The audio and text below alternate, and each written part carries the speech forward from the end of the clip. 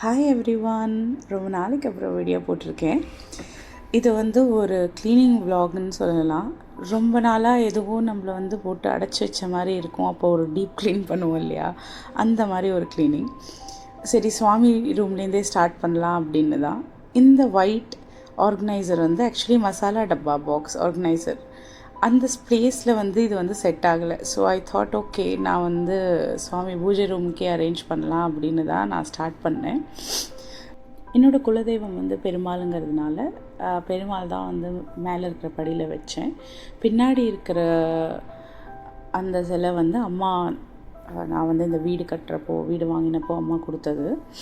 And இந்த Perumal nearby ஒரு ஸ்டோரில் தான் வாங்கினேன். லோக்கல் ஸ்டோர் சரவணாவா இல்லை என்ன ஞாபகம் இல்லை. இந்த அன்னபூர்ணியும் அங்கே தான் வாங்கினேன். அன்னபூர்ணிக்கு அடியில் நம்ம அரிசி, அப்புறம் பருப்பு வைக்கலாம், அப்புறம் சில்வர் காயின் இல்லை கோல்டு இல்லை அந்த 1 ரூபி காயின், அந்த மாதிரி. நான் சில்வர் காயின், கொஞ்சம் அரிசி, அதுக்கப்புறம் ஹோமத்தில் இந்த வீடு வாங்கிறப்போ ஹோமம் பண்ணுவோம் இல்லையா, அப்போது அதில் போடுற அந்த காசு அதெல்லாம் தான் வச்சுருந்தேன். அண்ட் இந்த லக்ஷ்மி ஆக்சுவலி யாருக்கும் கிஃப்ட் பண்ணோன்னு வாங்கினேன். பட் என்னால் கிஃப்ட் பண்ண முடியல. இது சில்வரில் இருக்கிற லக்ஷ்மி.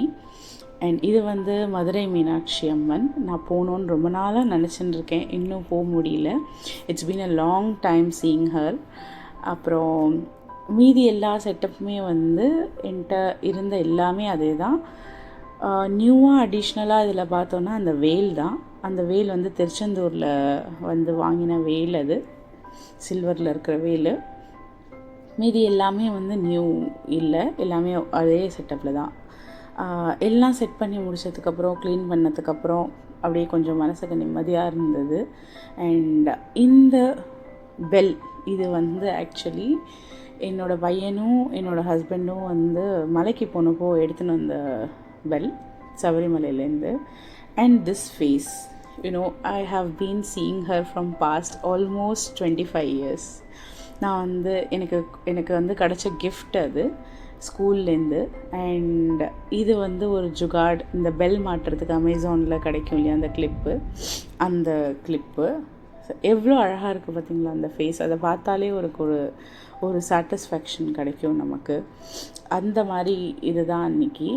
அண்ட் எல்லாமே க்ளீன் பண்ணி முடித்ததுக்கப்புறம் பூ போட்டு நான் எனக்கு தெரிஞ்ச ஸ்லோகம் சொல்லி அந்த டேவை ஒரு பாசிட்டிவாக கம்ப்ளீட் பண்ணணும்னு நினச்சேன். And I did that. எப்போல்லாம் நமக்கு அந்த மாதிரி தோணுதோ ஒன்றும் பண்ண வேண்டாம், ஜஸ்ட்டு பூ போட்டு வேண்டிண்டாலே போதும்.